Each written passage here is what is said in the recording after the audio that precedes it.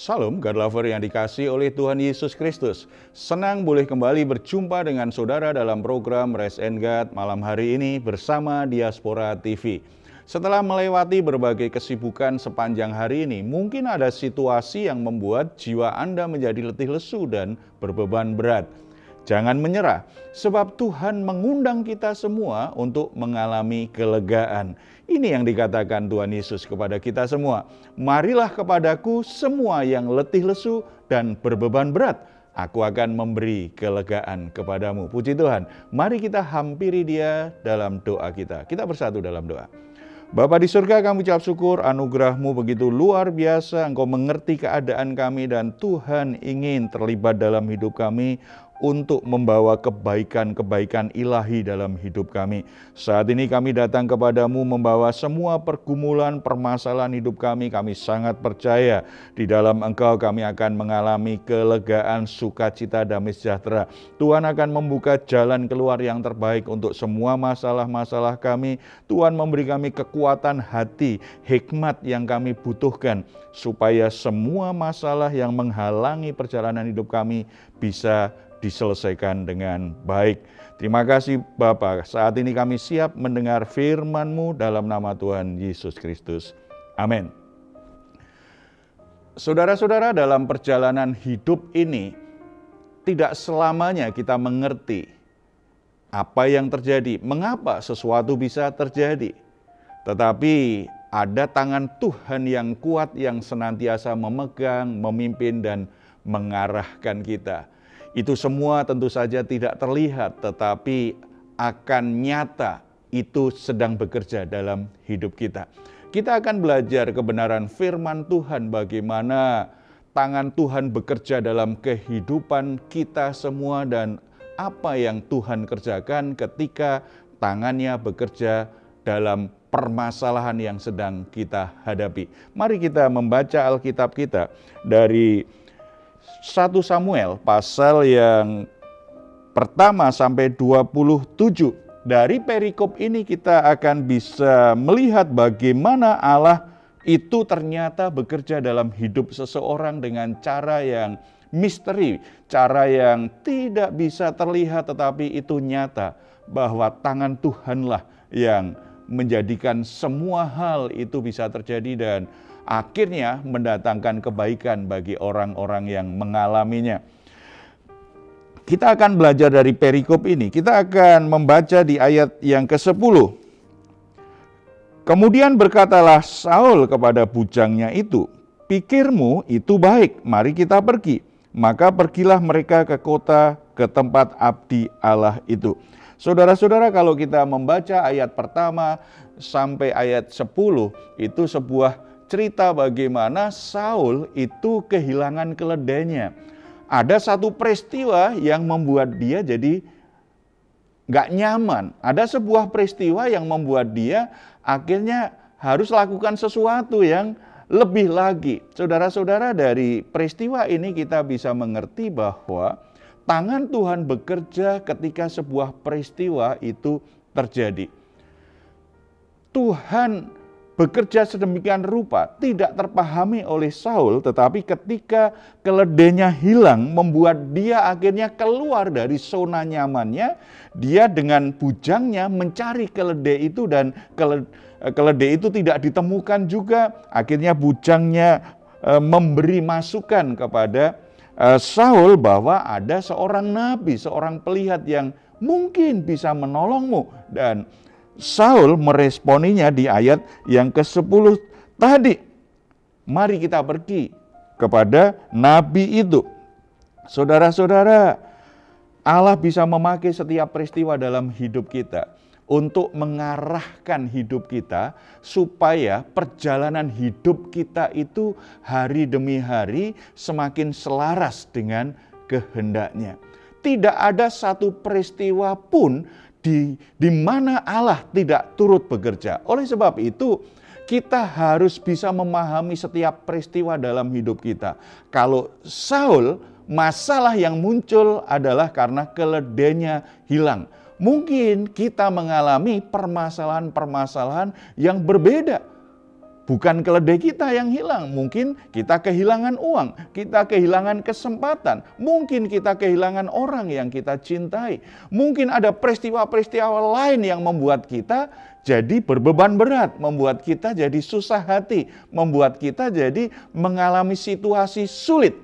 Jangan hanya fokus pada situasi sulitnya, jangan hanya fokus pada peristiwa yang terjadi yang membuat kita susah. Kita harus belajar memahami lewat peristiwa yang mendatangkan kesulitan dalam hidupku ini, Tuhan sedang arahkan aku kemana? Tuhan sedang membawa aku ke jalan yang mana? Tuhan sedang mengajar aku pelajaran hidup seperti apa? Tuhan sedang mengungkapkan rahasia ilahinya kepadaku lewat peristiwa ini seperti apa? Itu yang harus kita renungkan lewat setiap peristiwa. Kalau kita hanya berpikir tentang peristiwanya, kita hanya fokus pada peristiwanya, itu yang membuat kita semakin tertekan, membuat kita semakin cemas, membuat kita menjadi semakin takut, membuat kita akhirnya mencari siapa yang salah, siapa yang dipersalahkan, atau bahkan sebagian orang Kristen akhirnya marah dengan Tuhan. Dia tidak lagi mau beribadah, dia tidak mau lagi untuk melayani, dia tidak mau lagi bersekutu dengan saudara-saudara seiman, tidak mau lagi datang ke gereja karena marah dan kecewa dengan Tuhan. Tetapi kalau kita memahami bahwa tangan Tuhan tetap bekerja, situasi dan keadaan apapun lewat setiap peristiwa, Tuhan sedang bekerja mengarahkan kita, membawa kita pada jalan di mana kita semakin ada dalam rencananya, maka kita akan mendapatkan pelajaran iman yang sangat baik melalui setiap peristiwa, dan kita tidak fokus pada perasaan nggak nyaman karena peristiwa itu. Kita akan membuka diri, melatih kepekaan kita, bagaimana Tuhan memimpin dan mengajar kita. Yang kedua, Allah memakai seseorang untuk menyatakan kehendaknya. Kalau kita baca di ayat 15, tetapi Tuhan telah menyatakan kepada Samuel sehari sebelum kedatangan Saul. Demikian, 16, besok kira-kira waktu ini aku akan menyuruh kepadamu seorang laki-laki dari tanah Benyamin. Engkau akan mengurapi dia menjadi raja atas umatku Israel, dan ia akan menyelamatkan umatku dari tangan orang Filistin, sebab aku telah memperhatikan kesengsaraan umatku itu karena teriakannya telah sampai kepadaku. Saudara-saudara, Allah itu telah menyiapkan seseorang untuk menyatakan kehendaknya. Lewat peristiwa kehilangan keledai, Saul akhirnya harus keluar dari zona nyamannya. Dia harus mencari keledainya itu. Dia harus meninggalkan rumahnya dan kebiasaannya selama itu. Dia harus mencari itu. Ketika dia sedang mencari, akhirnya berjumpalah dengan seorang nabi, seorang pelihat yang bernama Samuel. Dan ternyata kalau kita baca tadi yang ayat 16, Tuhan sudah kasih tahu kepada Samuel bahwa dia akan berjumpa dengan seorang laki-laki dari tanah Benyamin yang akhirnya dia tahu namanya adalah Saul.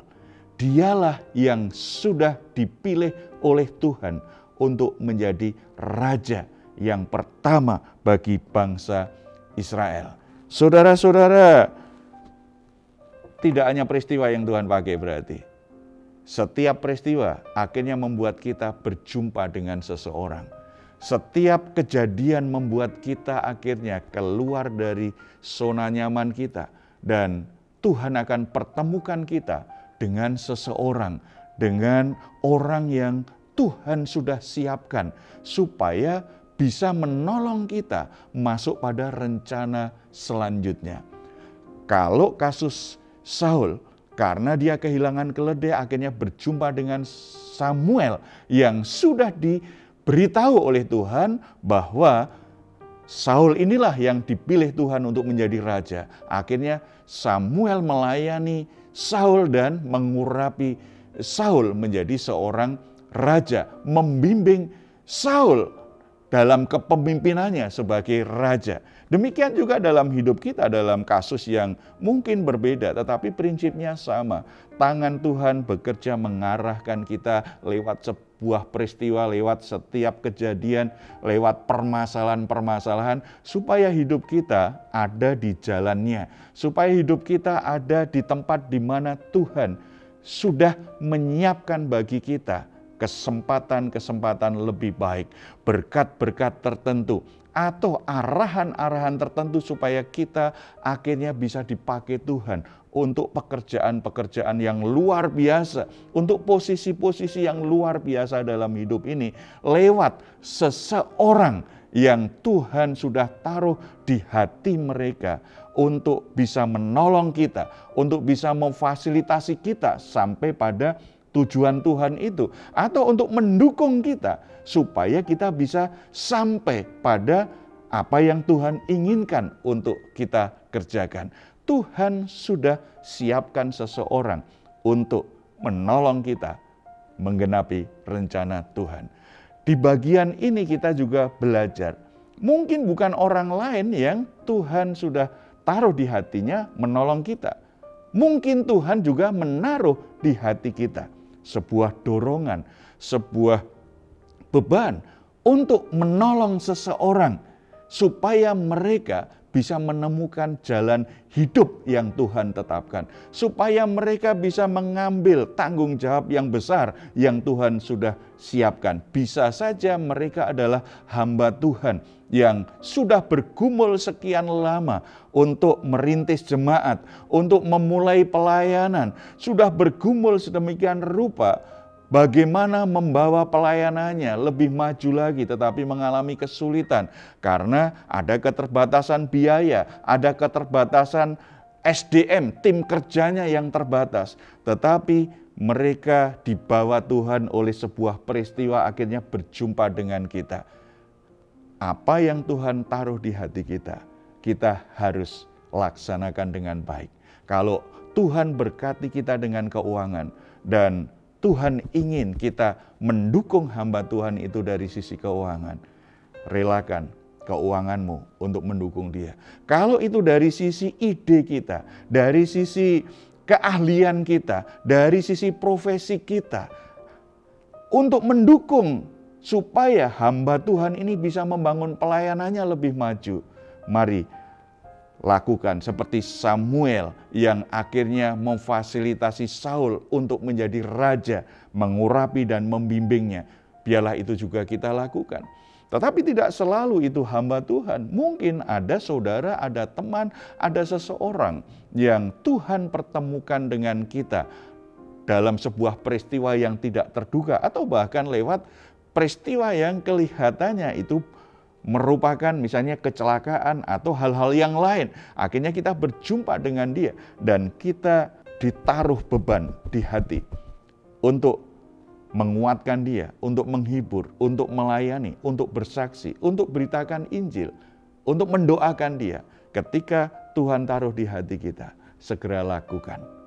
Karena itu sebuah perjumpaan yang diatur Tuhan supaya ada seseorang yang menemukan jalan Tuhan lewat hidup kita. Baik saudara-saudara yang dikasihi oleh Tuhan Yesus, dengan memahami ini kita tahu tidak ada satu peristiwa dalam hidup kita tangan Tuhan tidak bekerja. Tidak ada satu kejadian yang terjadi di dunia ini Tuhan tidak bekerja. Tuhan bekerja lewat setiap peristiwa. Bagi kita, Tuhan sedang mengarahkan kita supaya kita sampai pada tujuan Tuhan. Kita mengenal jalan Tuhan, kita mengerti kemana Tuhan sedang arahkan kita. Dan lewat peristiwa itu kita berjumpa dengan seseorang, orang itu dipakai Tuhan untuk menolong kita, untuk buat sesuatu yang membuat kita semakin maju di jalan Tuhan.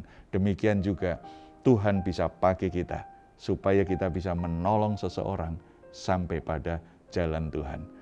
Baik kita yang sedang Tuhan pertemukan dengan seseorang atau seseorang dipertemukan dengan kita. Lakukan bagian kita, ambil posisi yang benar. Biarlah tangan Tuhan terus bekerja di dalam hidup kita dan melalui hidup kita untuk orang-orang yang Tuhan pertemukan dengan kita. Mari kita bersatu dalam doa.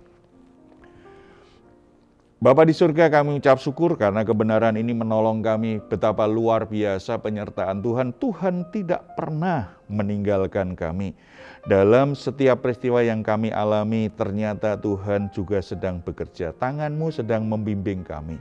Tangan-Mu sedang mengarahkan kami. Supaya kami ada di jalan yang benar di mana Tuhan sedang merancangkan sesuatu yang besar dalam hidup kami. Hamba-Mu berdoa untuk setiap saudara-saudara, sahabat dari yang saat ini sedang mengikuti Rest and Guide. Mungkin mereka sedang dalam masalah-masalah dalam rumah tangga, dalam pekerjaan, atau dalam pelayanan mereka. Ada situasi yang membuat mereka merasa sulit untuk menjalani hidup ini. Tetapi biarlah peristiwa-peristiwa dan kesulitan yang mereka alami itu membuat mereka semakin dekat, bahkan semakin ada di jalan Tuhan. Tuhan buka hati dan pikiran mereka supaya mereka bisa melihat tangan Tuhan yang sedang menuntun dan mengarahkan. Lembutkan hati mereka supaya mereka belajar taat, mengikuti proses Tuhan lewat peristiwa-peristiwa yang sedang mereka alami. Dan Tuhan pertemukan mereka dengan seseorang yang Tuhan sudah siapkan untuk menolong mereka. Tuhan juga berikan kepada kami kepekaan untuk bisa menjadi berkat bagi orang lain. Ketika Tuhan pertemukan kami dengan seseorang yang sedang dalam pergumulan, dalam situasi sulit, dalam masalah hidup mereka, Tuhan beri kami kepekaan apa yang harus kami lakukan untuk mereka, untuk menolong mereka supaya mereka mengerti jalan Tuhan dan menyelesaikan masalahnya dengan cara Tuhan. Bahkan lewat masalah itu akhirnya mereka boleh mengalami anugerah Tuhan yang memuliakan hidup mereka. Tuhan mengangkat mereka lebih tinggi supaya lewat hidup mereka nama Tuhan semakin dipermuliakan. Terima kasih Bapa untuk tangan-Mu yang selalu bekerja dalam setiap peristiwa, dalam setiap masalah hidup kami semua. Tuhan mengajarkan firman Tuhan hari ini, biarlah itu menjadi hikmat yang senantiasa menjadi dasar kami berpikir. Ketika apapun terjadi, kami tetap percaya, kami tetap taat, dan kami tetap menyediakan diri menjadi berkat, menjadi saluran berkat bagi banyak orang. Dalam nama Tuhan Yesus kami berdoa. Amin. Jika saat ini saudara sedang mengalami pergumulan dan membutuhkan dukungan doa, di layar saudara ada nomor telepon yang bisa saudara hubungi. Tim doa kami akan mendoakan saudara semuanya. Silahkan jika Anda ingin memberikan komentar di ruang komentar di channel Diaspora TV. Saudara boleh menuliskannya di sana. Sebelum kita berpisah, mari kita memperkatakan bersama-sama Mazmur 4 ayat 8-9, imani kebenarannya dan alami kebenaran ini. Engkau telah memberikan sukacita kepadaku lebih banyak daripada mereka ketika mereka kelimpahan gandum dan anggur. Dengan tentram aku mau membaringkan diri lalu segera tidur, sebab hanya Engkaulah ya Tuhan yang membiarkan aku diam dengan aman. Puji Tuhan, selamat beristirahat. Mari kita semua beristirahat dengan baik hari ini. Doa saya senantiasa saudara sungguh-sungguh mengalami rest and guard di dalam Tuhan Yesus Kristus. Tuhan Yesus memberkati kita semuanya. Salam.